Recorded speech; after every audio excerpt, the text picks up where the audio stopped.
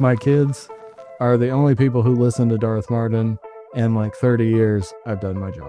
I found it very, very difficult actually to write about my kids with the song Leaving. I found it really, really emotional. Like, I cried for like 2 weeks trying to write that song. It was such an emotional time.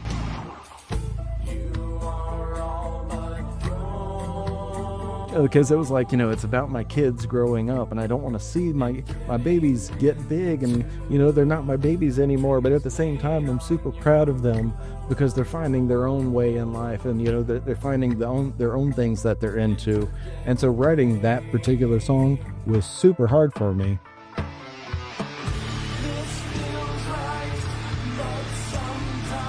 When I explained to my youngest what that song was about for the first time, they were like, can we not listen to this? And I was like, why? They were like, it's a good song. It's just going to make me cry. Well, one day it'll probably be their favorite song.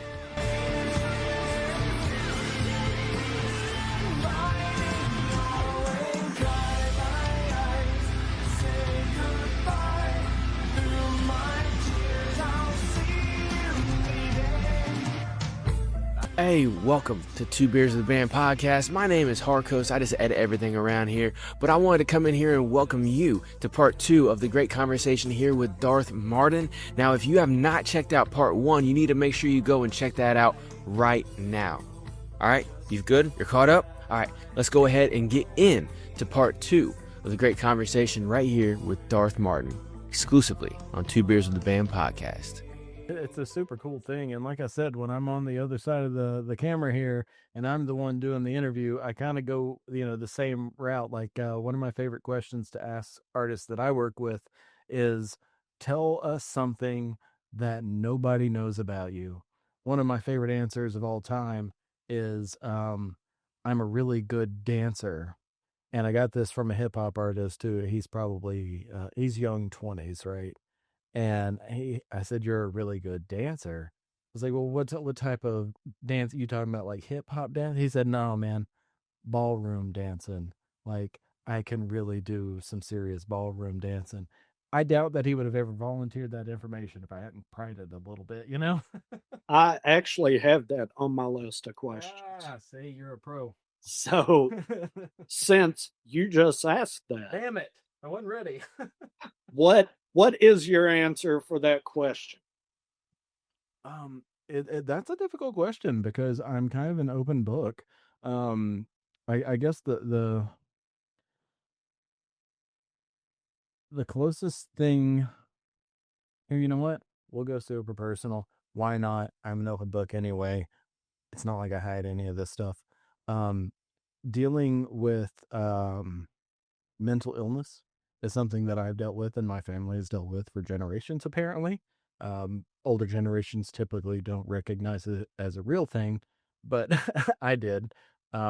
So I actually spent a week inside of a mental hospital when I was in high school. And I realized during the times in my life that I've had the hardest bouts with anxiety or depression coincided with times that I wasn't writing. All the time that I wasn't writing music, the depression or anxiety feelings that I feel got worse. I don't think I've ever expressed that on any social media platform before. So there you go. So, to circle back, music does heal. I don't know if it heals, like I was saying before, but it definitely does help me maintain better than if I'm not. If that makes sense. Yeah, yeah. Well, it's interesting that you brought that up because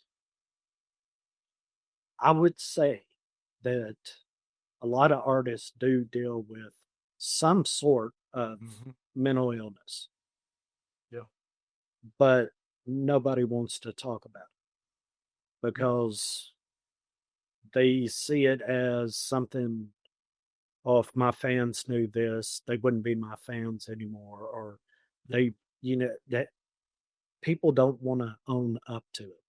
But creatives have a way to deal with anxiety that I'm going to say common people, fans like me, I don't have an outlet for any sort of anxiety that I have. So I think I think it's interesting that you say that and you would bring that up because a lot of people would. What what role in your music would mental illness play? If Um, if that makes sense as a no, no, question. I get where you're coming from. I don't necessarily know that it does.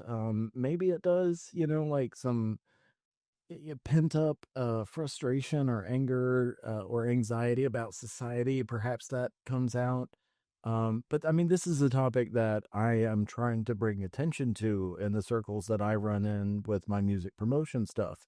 And I've been talking about it the last probably 4 months about how creatives do tend to deal with this stuff a lot more, or at least it seems to be a lot more than non-musician type of society. And I mean it extends beyond musicians as well. Like you go back to like Van Gogh, even Van Gogh, however you want to say it. Like if you go back to artists throughout all of time, there's been something noted about them that, oh, well, they suffered from such and such.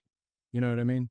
So Yeah. like it is a thing, and maybe there's a book here somewhere. Maybe maybe at some point where we write a book or something and we co-author this thing. I don't know what it is, but you're right. There is something about that, and that's partially why I wanted to vocalize that in this interview with that question, is because I don't think there's enough attention brought to it.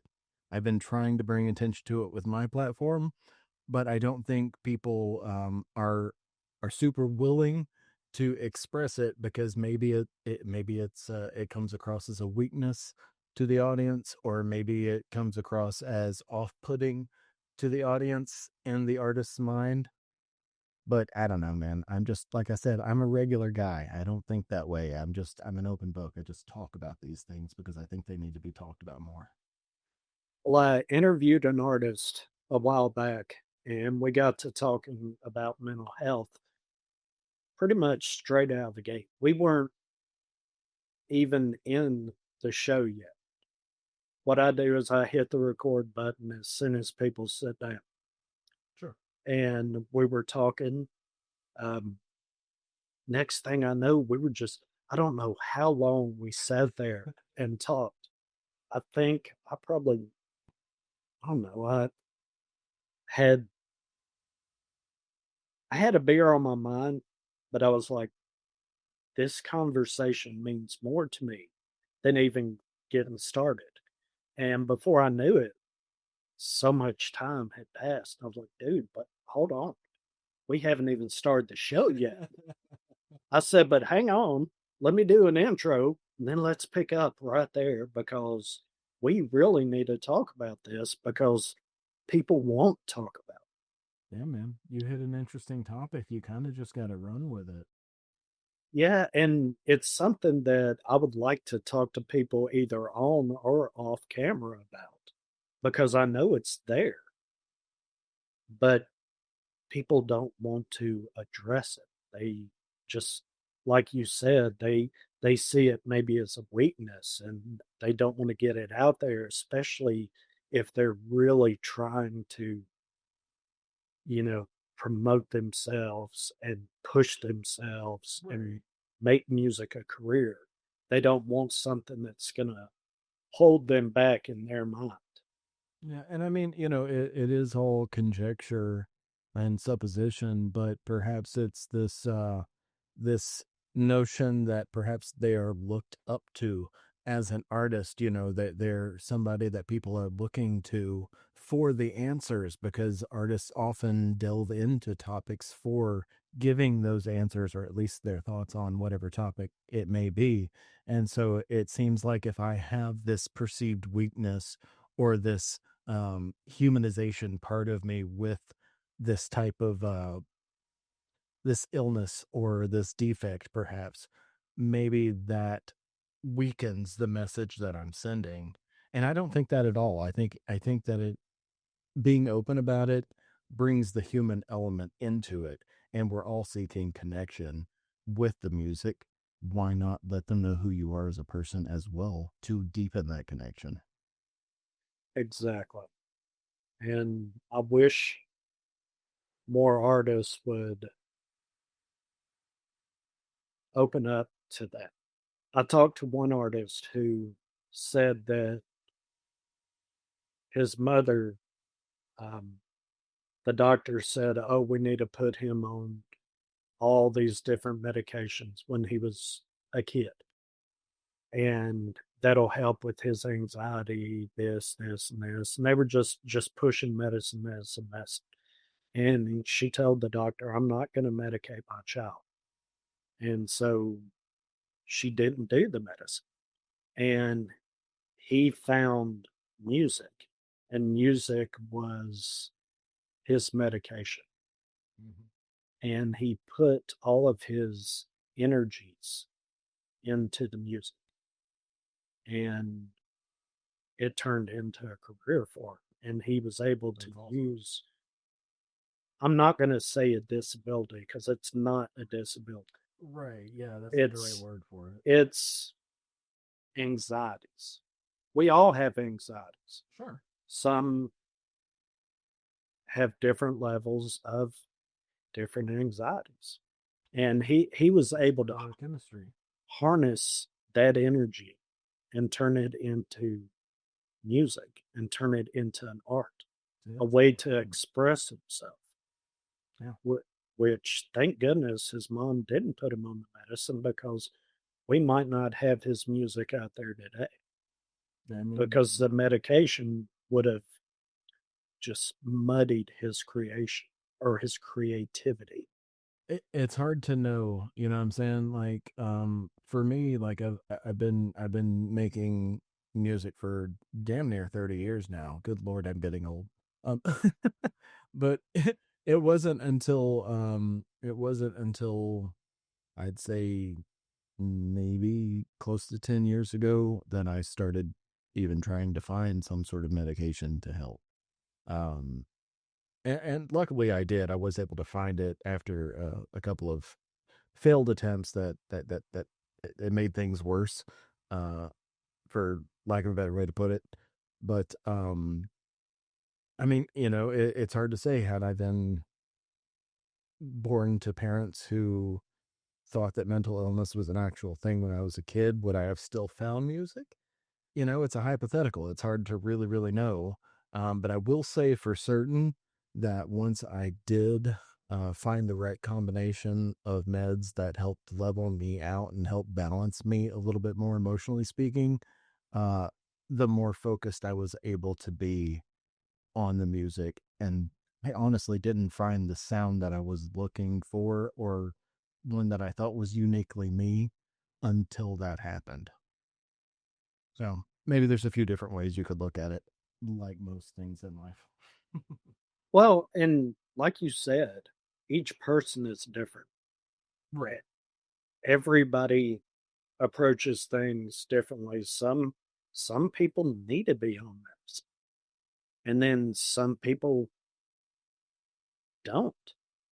But because mental illness, especially maybe in a child, it seems like nowadays the easiest thing to do is just throw medicine at it.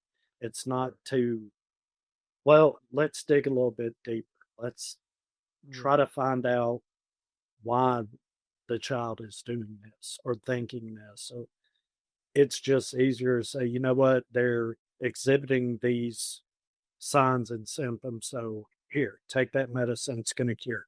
Hey man, the thing about it is we are in this species at this point in time. Those spots at the checkout counters that have your quick grabs, your candy bars, your gum, and all of that sort of stuff, they wouldn't exist if we didn't already love instant gratification, right? Right. We wouldn't have all of these artists out here throwing everything that they have on YouTube, uploading a song every day and a half if we weren't looking for that overnight success, that instant gratification feeling.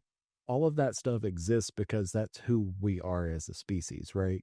But at the same time, we have to understand that evolutionarily speaking, there's not a thought process behind it. Evolution is throwing just shit at the wall to see what sticks. And so we're all kind of neurodivergent in some sort of way. We're branching in a lot of different ways, all at the same time. There's no one right way. So therefore, there's not one specific type of brain chemistry. But at the same time, we are all susceptible to that, that Snickers bar that's right there at the checkout counter. So we want to find the easiest solution, right? So when you say that it's easy to just, oh, well, here's these symptoms, throw pills at it, that makes sense for who we are. That just might not always be the right answer. I think that's what you were getting at. Yeah, and I think it's not the right answer. I think you should try other things before you throw pills in. Hey, it could be the right answer. Maybe it is, maybe it isn't, but I think you're right. You should dig deeper first. Well, I think maybe you should let the child express themselves. And as long as their expression is not hurting them or someone else, just let them express themselves and let them find themselves. Maybe that's the problem. The child is confused on who they are. And also, we've got a fuzzy term here in child because at my age, I see an 18-year-old as a child. I see it like a 21-year-old still as a kid. So maybe we Right. want to narrow that language down. Well, I was talking about like an 8-year-old, maybe a yeah, 7-year-old. yeah, Yeah. 7, 8-year-old, a kid that is going to go out and play, and a kid that is learning what's acceptable in society and what's not acceptable. And at your age, you should be doing these things. Right. All kids are told that. Every parent tells their child, at your age, you should be doing this. You need to stop that. That's child's play. You need to start growing up. And as a society, we're changing in that respect too. Like, I come from the generation where my parents were like, "Oh, hey, it's sunny, get the fuck outside, and you stay out there until the streetlights come on.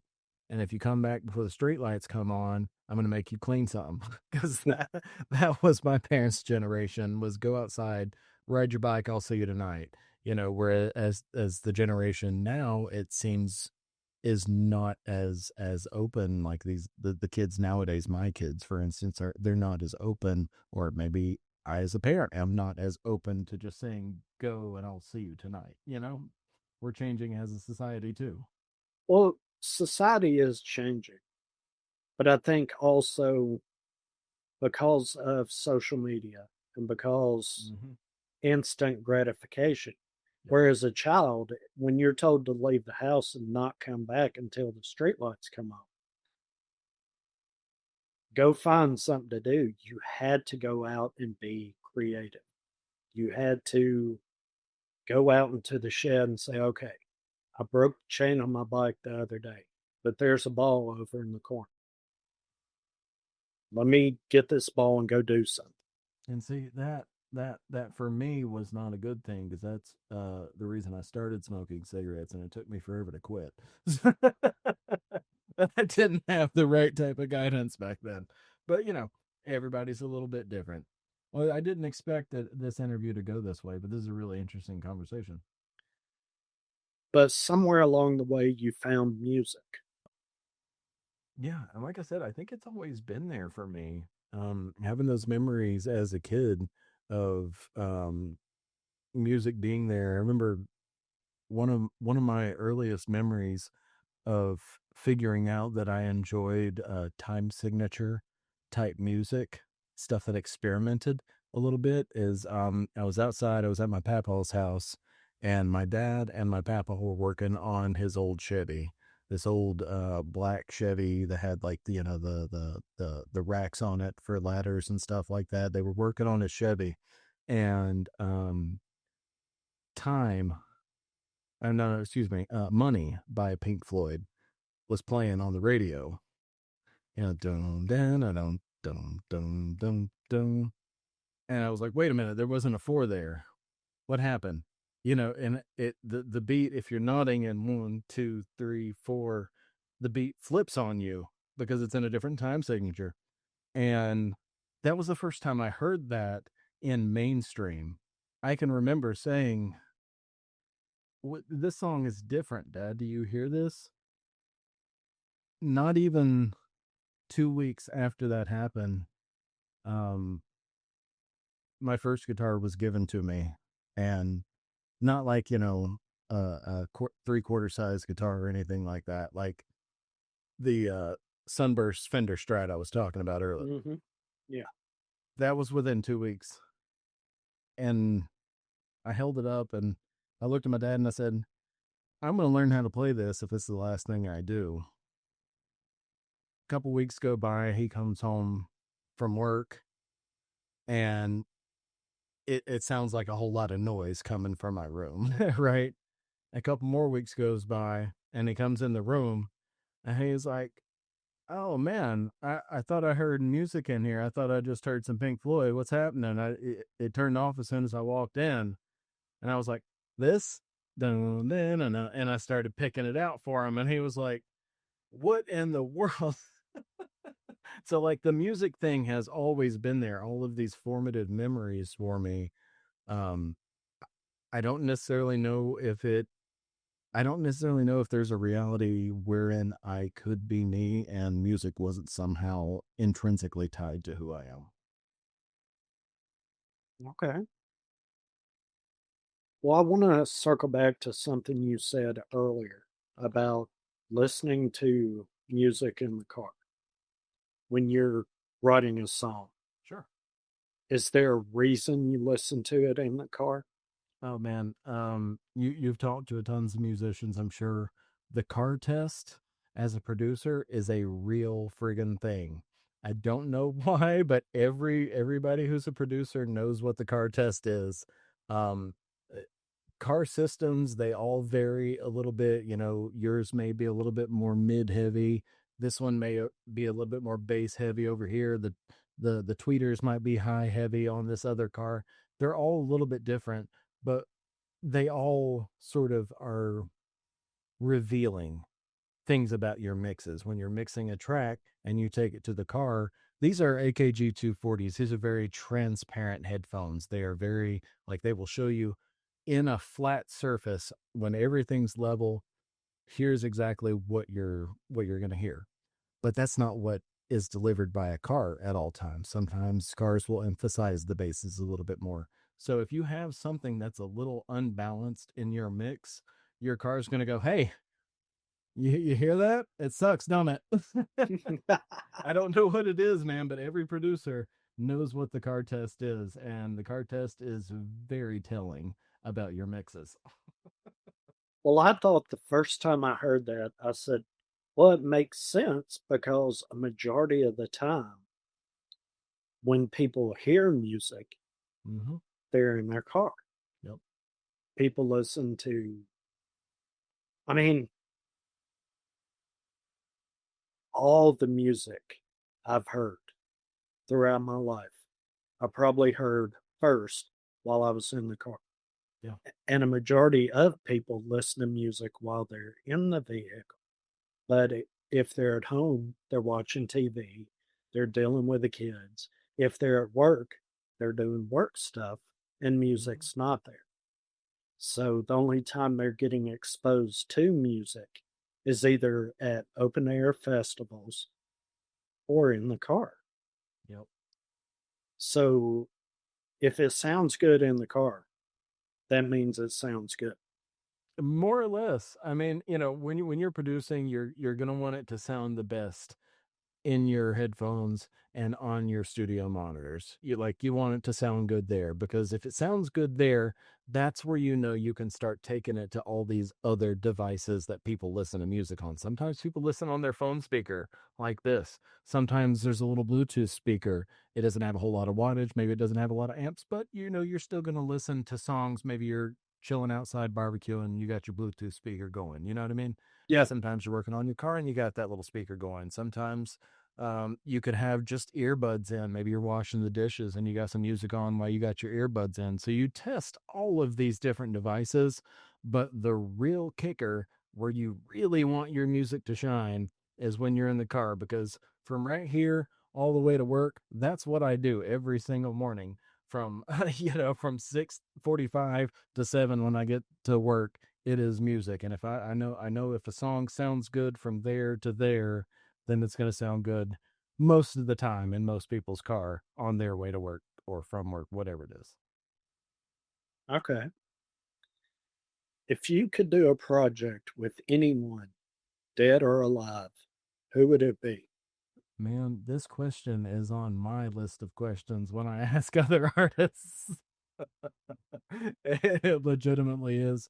Um, the answer is varying from day to day, I find, because asking this question to other artists, I find myself like, what would I say? So some days it is Maynard James Keenan from Tool, Perfect Circle, Pussifer, those bands. Some days it is Chino from Deftones. Um, uh, some days it is Danny Carey from Tool, probably my favorite drummer of all time. That dude is just so talented. Um, some days it is uh, Mike Shinoda from Linkin Park. Some days it is oh hell, I'm blanking. Mike Mashak from Stained from back in the day. Sometimes it is David Silveria, the first drummer of Korn, because he had a very unique style. Some days it is David Gilmour, one of my favorite guitar players of all time from Pink Floyd. So the answer changes based on how I happen to feel in that moment. There's a bunch of different artists that I would play with, but if I had to pick just one out of all of those, I'm going to have to go with Chester, because Chester Bennington was probably the greatest vocalist of my generation. Okay. You said you're a writer, producer, instrumentalist. You do it from start to finish. Out of all the different hats you wear, which one is your favorite and which one is your least favorite? Well, let me just make it clear to everybody that happens to watch this is I'm not good at any of them.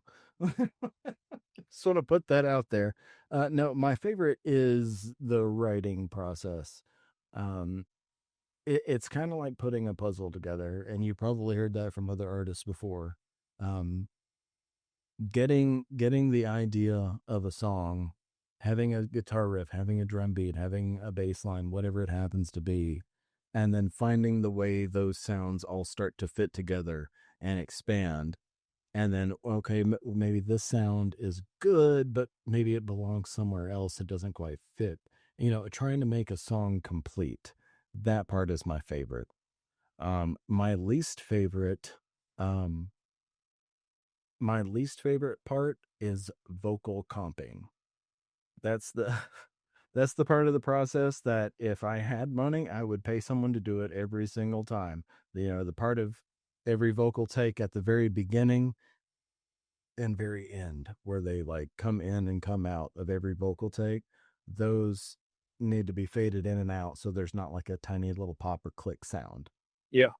A lot of artists don't do that. Like underground artists, indie artists that I know, they're like, "Oh, that's a thing," and I'm like, "Dude, you've got to get rid. You've got to get rid of those pops and clicks. If you don't know they're there, everybody else does." That is my least favorite part. It's so time consuming. It's so tedious. It doesn't feel at all creative, but it's one of those necessary evils in the process. I hate that part. So, if you had a choice, you could only do one thing. Would it be writing or being a musician? Playing the instruments, I guess. Because it kind of seems like, based on what you've said so far, you would choose writing. All right, y'all. What's up? My name's Harkos. I edit everything around here at Two Beers of the Band podcast, but I wanted to hop in here real quick and let you know a little bit about my podcast called Music Making Sense Podcast. All links are available at mmcpod.com, of course. But what is Music Making Sense Podcast? Well, it's a podcast designed and dedicated specifically to music marketing, branding, and how to have success. Real success as an independent artist. I'm constantly dropping videos that dive deep into strategies and tips and tricks that you can use as an independent artist to help you grow your fan base in a real and sustainable way. So if you're an independent artist struggling with the marketing and trying to do everything DIY all at the same time and could use some help, come on by Music Making Sense Podcast. All links are available at mmcpod.com. And if you're not an independent artist, but you happen to know someone who is struggling with their music marketing, again, mmcpod.com for any and everything Music Making Sense Podcast. All right, I'm going to shut up now and get back to this great conversation. Let's go. When I say writing, I mean writing the guitar parts or the bass parts or the drum lines. I don't mean writing words. The words are irrelevant to me until the final stage of writing. Writing to me is writing a guitar riff and then writing the complementary drum line, writing the bass line that fits into that space. That is writing to me. Writing isn't necessarily pen to paper and letters, right? Right. So, musician Yeah. is first and foremost for you in a song. Yeah, So, and my wife, she's a phenomenal singer. I didn't even try to start singing to my own songs until maybe a decade ago. Prior to that, I was always the lead guitarist for the band, or maybe the drummer for the band, or whatever the band needed when I was in a band. Uh, we always had somebody else doing the singing and the word part of it. It was like, oh, okay, well, I can harmonize to whatever you write, but you do that part of it. The fun part to me, the thing that really speaks to me as a musician, is plugging in the guitar and seeing where that goes. okay. Would you consider yourself an introvert or an extrovert? Yes. It depends on the day, man. Like the personality that I have to have for the venue music thing, the music production thing or promotion thing, and the personality that I use. We do live shows every Saturday on YouTube. Kind of like, I guess, where you first heard of Darth Marden. We do a very similar type of live show for underground artists. When I'm in that mind frame, is very extrovert. It's very, dialed in to whatever conversation it is. I want to make it as interesting as possible for whoever happens to listen. Um, if I have the option to be that or sit at home and play Assassin's Creed and not talk to anybody, that's super enjoyable too. So I can really be both. Okay. Um, what makes you special? Why should I listen to your music? Oh, you don't have to. I'm not. I'm just some dude. I'm just some guy. I'm a dad. I have kids. I work 50 hours a week. Like, I'm just some guy. You don't have to listen to Darth Marden. But if you want to hear something that's going to send a message that you can interpret however you want to and maybe be in a funky time signature, that's why you listen to Darth Marden. You listen to Darth Marden because you also know me as a person, not because I'm some great musician, because we have a connection and a personality. Okay.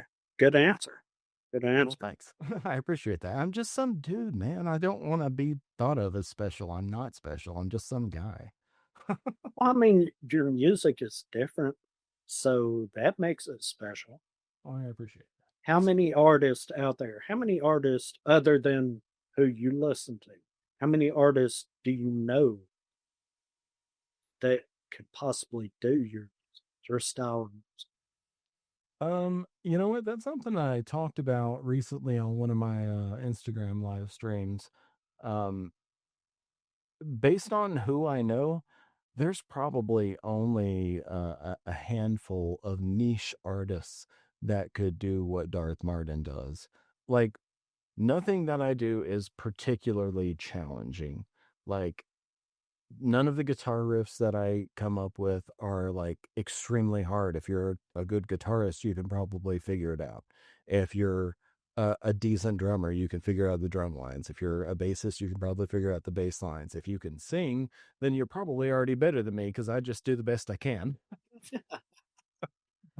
You know what I mean? So there's probably several people out there who could do various parts of it, but I don't know that anybody is writing. And again, by writing, I mean coming up with the production of the song that I'm writing. I don't know that anybody is specifically saying, hey, you know what? 14/8 time signature sounds great with 13/7. Let's mash those together in the key of G. Go. Right. What what hurdles have you overcome in music?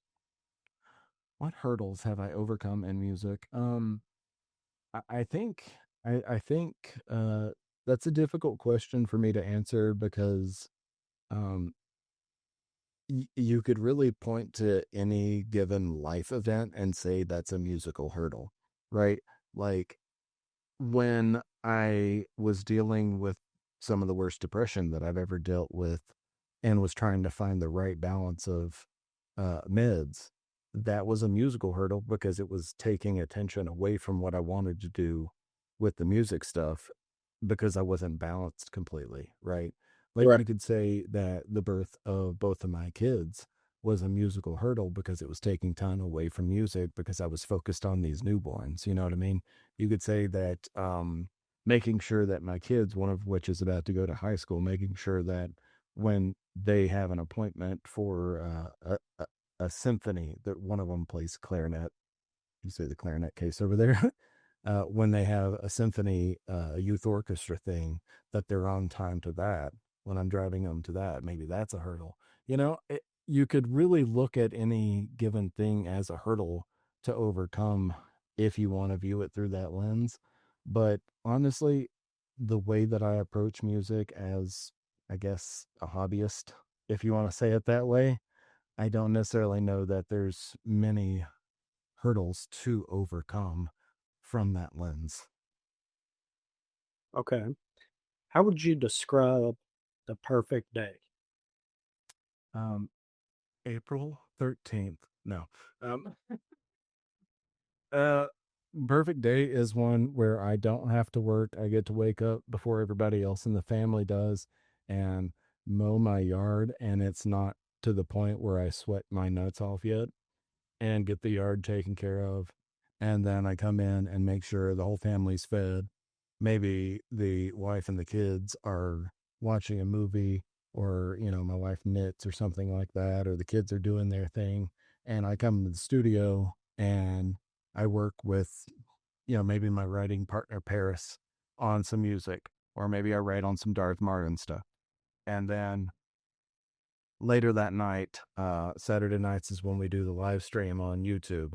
And then we do a really awesome YouTube stream. So, like, for some reason, it shouldn't involve work, but it involves me mowing my yard. That's super cathartic for me because I put on headphones and I listen to music for 2 hours, whatever it takes. Um, it shouldn't involve the work, but it does. And then there's music, and then the family's happy, and then I get to do the music live stream at night. That's the perfect day. Okay. Well, what makes you happy? What makes you truly happy? Oh, seeing my kids crack up and giggle and smile and be happy. That I mean, that's the easiest answer in the world. I know that may be a cop out type of answer, but that's genuinely the fact. Like when I'm hanging out with my kids and we're watching maybe Rick and Morty or something like that, or maybe Aqua Teen Hunger Force, and they're absolutely cracking up at whatever's just happened on screen, that's my favorite moment. Have you ever wanted to give up on music? Yeah, I absolutely have. I've mentioned being in bands previously, right? Yeah. Um, when I was in those bands and various members were going off and not being truly focused. I've heard it said that a lot of bands are really one-man projects with people that play for them, because you have a lot of bands have one person putting in a ton of effort and then a lot of other people that sort of slack off, right? Yeah. I felt like I was that in a couple of different projects.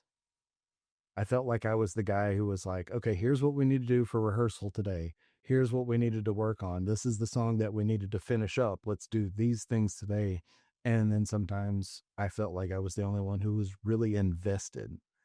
And when those bands inevitably did fail, as they all did, when those bands did inevitably fail, I was like, what is the point? People aren't reliable. You know what I mean? People Yeah. aren't going to show up for you. I'm the only one who's even trying. Why am I even trying? Nobody else is. You know what I mean? And so Yeah. in those moments, it really felt like music was a pointless cause. And then that was when I took the aforementioned breaks from music. And then that's when I suffered the deepest depressions that I've ever dealt with. And then I was like, oh, okay, that's why I'm not going to quit music. Got it. I'm with it. What subjects or emotions are the easiest for you to write about? Um, Most of my stuff is philosophy based. Some of it is political based. Um, I've always heard it said, write what you know. Um, so anything based on the things that I've studied with philosophy or politics, those are absolutely the easiest things to write about, because those are the things that in a society like the one we happen to live in, I don't know if you've been on social media lately, but you can just open up your phone and there's a bunch of really scary news right there in your face. Yeah. Yeah. There's a lot of stuff immediately present. So if I'm writing about all of that stuff and it's all ever present at all times. So that stuff's super easy. As far as a difficult space to write about, I found it very, very difficult actually to write about my kids with the song Leaving. I found it really, really emotional. Like, I cried for like 2 weeks trying to write that song. It was such an emotional time because it was like, it's about my kids growing up, and I don't want to see my babies get big, and they're not my babies anymore, but at the same time I'm super proud of them because they're finding their own way in life, and they're finding their own things that they're into. And so writing that particular song was super hard for me because it made me like super emotional the whole time. And when I explained to my youngest what that song was about for the first time, they were like, can we not listen to this? And I was like, why? They were like, it's a good song. It's just gonna make me cry. Well, one day it'll probably be their favorite song. But that's the hope. That's the hope. If my kids are the only people who listen to Darth Marden in like 30 years, I've done my job. What what is success for you in music? Um, Tough question. I guess the easiest way to say success for me would be a means of making sure that my wife and kids are taken care of. Like if that were my job for 50 hours a week making music, as opposed to going and working for some corporation for 50 hours a week, is how I pay my mortgage, etc. Like if that was the way, that would be successful for me. Obviously, there's different levels to that. If I could take care of my family and also take care of my extended family, my parents and my in-laws and my sister, you know what I mean? If I could take care of everybody because I had that type of money, I just had it like that. Right. That would be a Right. different level of success. But making it a music for me would literally just be, that's what I do to support what I'm trying to support with my family. That's it. Okay. And to finish up the interview, always ask an artist, what are two questions that you've never been asked in an interview that you wish someone would ask you? And what are the answers to those questions? Man, you know what? I asked a very similar question to the people I talk to. Only I say one question, not two.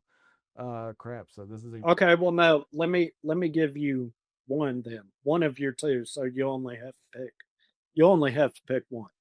How okay. how are you doing? How am I doing? Yeah. Um,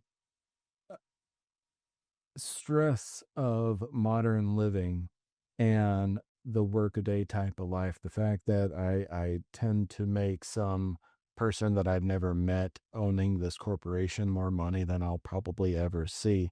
The fact that, we deal with stuff in our own lives, be it medical or whatever. The fact that my kids are growing up and, about to go to camp in 2 weeks. The fact that all of this stuff with our economy and everything else, socio-political speaking, keeps being volatile. All of that stress and stuff like that is barely manageable. That's how I'm doing. But I also know that I'm the one who has to manage it for the sake of my family and my kids. Yeah. So I try to maintain a very level playing field at all times, at least surface level. I can feel all the stress down here all I want, but up here where everybody sees, that's what I have to sort of maintain. So, how am I doing is a very complicated question, but I think I'm doing the best that I possibly can. Okay. Okay. That's fair. That's fair. All right. Now, what is the one question that no one has ever asked?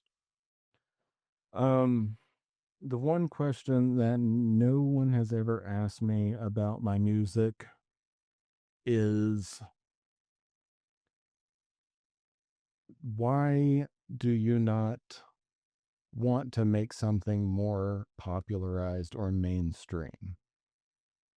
And, you know, if you've listened to anything Darth Marden, everybody knows that, playing around with time signatures is not going to be your four on the floor, 1, 2, 3, 4 super catchy pop song.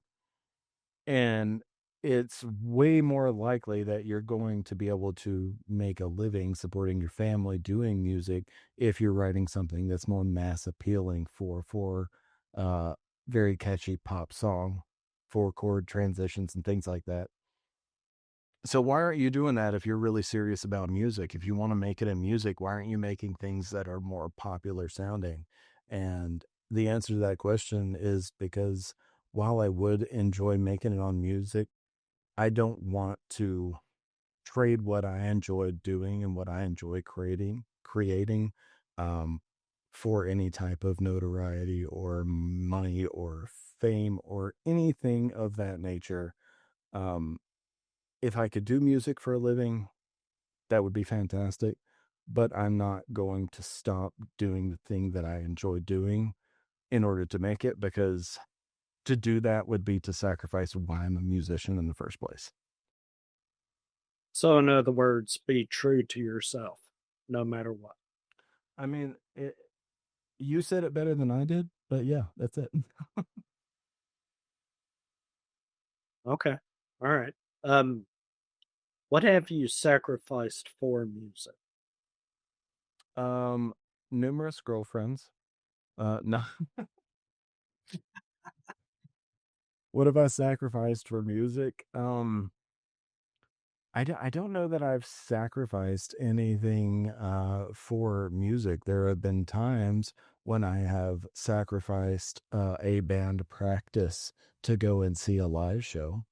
There have been times when I chose to do a band practice or stay at home and play a new song into Logic Pro, or to stay in and do some mixing on a track or something like that, choosing music over going out and hanging out with a friend. So sacrificing maybe time with family, friends, loved ones in order to make music because that's my passion. Maybe that would be the right answer here. It's hard to say. Well, it's good enough. It's kind of the answer I expected. Fair enough. Um, well, to finish up, where can people find you as far as Darth Marden, and where can people find the professional you? What are all your handles? What are all your links? Where can people find out more about you? Sure, man. So my main hub, I guess you would say, is Instagram. Um, at Darth_Marden, I believe is my handle on there. I also go by at venue_features because I do an artist of the week and everything like that on there. So you can find me and my personal music as Darth Marden, or I mean, probably honestly, my kids have Googled Darth Marden and my weird ass face comes up. So I know that you can find me if you just Google Darth Marden. That is Marden. You can find our venue music links on the venue page. There's a YouTube channel. We'd love to be able to promote your music too. We're not ever going to ask you for money. We do this like the reason you do it, just love of the game, man. We just love music so much. We're music heads the way that you are. Right, right. All right. Well, we're up against the wall on time, so I'm gonna have to go ahead and end this. But man, I really enjoyed this conversation, Oh, and yeah, dude. I really enjoyed your openness about everything, about your music, about mental health, about the business that you're doing on the side, your love of the art of music. And it shows in your music because you put so much effort into each and every song in each and every video. And I enjoy that. And it shows. And knowing that you play all those instruments and all of that is you. It's not a band. It's just you. That makes me appreciate the music in the videos that much more. I appreciate So, that, man. Chris, it has been so much fun meeting you. Thank you so much for this conversation. I more than happy to help promote this show in any way that I possibly can on either of my pages. okay. Well, all right. Well, let's get together and see what we can do. 10-4, man. All right. Sounds like a plan. I appreciate it. Have a good one. You too, man. Cheers. All right. Think we're done. Stopped. All right, cool. Man, that was good. That was a fun conversation, dude. I really enjoyed it. And I went through just about, well, I did go through all my questions. I'm working on an intro and an outro that Parkos is going to put in there that kind of isn't just that quick ending like what we just had. Yeah, that's kind of difficult. Like if you do it enough times, you sort of get the hang of it without reading it, where you could just on the fly. But it's never good. Being the one who's always interviewing artists, it's difficult because it's like sometimes you'll sit there and you'll listen and you'll want to interject and say something, but you'll stop because they're still talking. But you don't want to be the artist on the other side of the camera being interviewed who's rambling, but you also don't want to be the guy who's just like, yeah, I mean, it's just fun. That's why I do it. And that's all, that's your total answer. Like, you know what I mean? You got to find the sweet spot.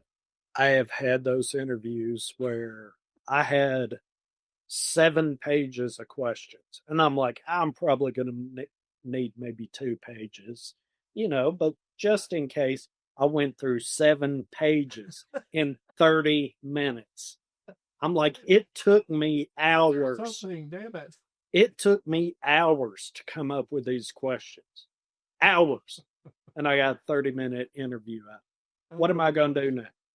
Isn't that frustrating?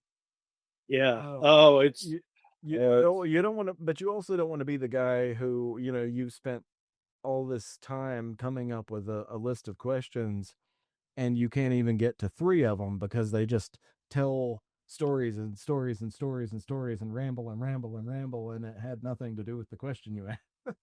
well, I mean, if it has something to do with music, I'm okay with. Sure. Now, on the flip side, I've sat there and spent hours crafting, for lack of a better term, questions, and I mean specific to that artist. Right. And I have maybe 4 or 5 pages, and I only get through page 1. But we sat here for 2.5 hours talking about them and talking about music. Hey, that's fine. I got ultimately what I wanted. I got 2.5 hours of good content without me having to do much work. Because Okay. the artist did all the work. Okay. And that's just you using your noodle, man. That's Yeah. just clever stuff. So, based out of Nashville, huh? So how long have you been doing this? You know, a little over a year, Oh, maybe. okay. So still kind of new at it. You ever Yeah. been over to K-Town? No, no. And as it stands right now, I've been doing this over a year and I have 41 subscribers on YouTube. Oh man, we're gonna make that blow up. And probably 7 or 8 of them are family members of a band I interviewed. Okay. So it just, my subscriber base, I think part of the problem is what I'm doing does not appeal to the general public. What I'm doing only appeals to the artist that I'm interviewing and their fan base. And once their fan base has seen the interview, they're done with me. They're on to the next thing because they're following their artist. They're not following me. No, that makes sense. That makes sense. Um, yeah, we should put our heads together because there's got to be some way to collaborate with this venue music thing that I do, where maybe I could help feed you more and more artists because if you have, a handful of people who follow you from each interview, like I know that people that know me based on Darth Marden because of the whole venue persona, I know that there's going to be a couple of people at least follow you because of that. So if we could find a way to where we have a couple people follow you here and there, and I could help feed you some underground artists, that would be like a really mutually beneficial thing.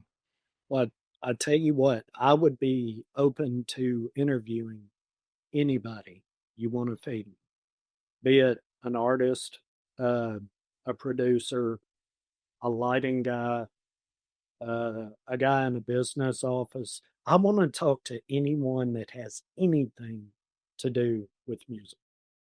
The people on the business side that are not creative, but they do the business, they get the artist out there. I want to talk to the creative that makes it happen. Dude, I'll talk. you're a music head, I'm telling you. I'll talk to the guy that tunes the guitars. The fact that you don't play or sing or nothing is the most crazy thing about this conversation to me because you are so in tune with music. Well, I tell you, I have 3 TVs at my house, and I can't even tell you the last time any of them were turned on. If I'm at home, if I'm at home, I'm listening to music. Dude, That's all I do is listen to music. you are If so I'm into it. walking my dog, I'm listening to music. If I'm See, what was the quote? It was like, art is the way that we decorate space. Music is the way that we decorate time. God, I wish that would have been recorded. Oh, why did I hit end? You know what? I didn't come up with that saying, so it's okay. It's not on me. I know, but it How sound great is that saying? well, it sounded so good, and the way you delivered it just put emphasis on it. But I believe that. I truly believe that. And like I said, I don't the only time I watch movies or TV is when I'm at the fire hall. That's it. Like I said, my TVs aren't even hooked up. If everybody else is out of the day room, I go to the music channels. Okay, so so you're a fireman then. Yeah. Okay, you do kind of have that look about you. You do, and now that you say that, you kind of do. Is that a good thing or a bad thing? No, that's a good thing. Chicks dig it, man. Well, not here in Nashville, trust me. If you don't have a guitar in your hand, chicks don't dig it here. Oh, okay, yeah. Music City, man, Music City. Right. Oh man, to be in Music City and not be able to play or sing, shit. Yeah, exactly. That's the way I feel. Say, but you can see my hose. Yeah, people take that a couple of different ways. Guys are like, firemen. I meant firemen. Damn it. Guys are like, you shouldn't talk about women like that in public, man. Come on. I'm like, really? Really? I meant my fire hose. Come on. Yeah, exactly. Come on, guys. Double on. That's a triple. Yeah. Is that a triple entendre, maybe? I tried that at a bar one night. I was like, did you really? You need to come home and see my hose. And it didn't work, did it? No, buddy, because I thought everything was going great. And I thought, you know what? Let me throw this in, just see what happens. Because I pretty much think this deal's sealed. But, oh, man. Buddy, you want to talk about womp, womp, womp. That's how you throw a curveball after in a night right there, man. Exactly. Exactly. No, dude, it would be really cool to feed you some, because like I was talking about Paris, my writing partner for KMP. I would love for you to interview him because he's in Montgomery, Alabama, and he's a hip hop and producer and all of this sort of stuff. Super, super good. And he's got an incredible story that I've interviewed him on before. And I think that would be a really great fit for your show and probably out of the norm for the type of artist that you do. And then I've also got another partner of mine named Admonish Music, the older guy that I mentioned in the interview. Yeah. He is from New York. He lives in New Jersey now, but he does like early 90s style hip hop. But his lyricism is like next level genius level shit. Like one of the lines from his songs is Je n'ai pas Francois Mansois. It's I do not speak French, sir. But he says it in French. But he also pronounces a couple of the words wrong. So he's proving that he doesn't speak French, as the line says, but he's saying it in French. So it's like super layered, detailed type stuff. The guy is next level genius when it comes to lyricism. So those two people that I mentioned in this interview would be really great feeds to your channel and what you're doing. Okay. I've got to go to the bathroom. My man, let's link up at some point after this. I've got to go too. Okay. Let's definitely do that. And before I end this meeting, it was great talking to you. I had an absolute blast. Oh yeah. And maybe we can do it again. And if there's anything you would want to talk about next time, if you'll let me know a couple of days in advance or whatever, I can kind of try to craft some questions and see if I can kind of flow us into it. If you want to revisit mental health, I'm all about that. So we can do that. But yeah, if you'll send me the IG on those artists, when I send them the same request that I sent you, I'll say that you're the one that turned me on to.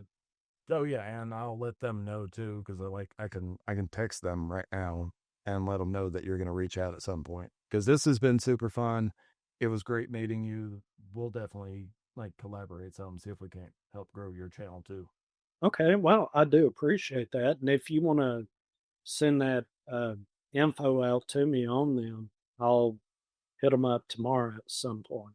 And we'll go from there, and I'll try to get them scheduled. Sounds good, brother. Well, I appreciate it. And I'll get all this stuff figured out so there won't be such a lag next time. Good deal, man. You have a great rest of your night. All right, you too. Thank you. Cheers.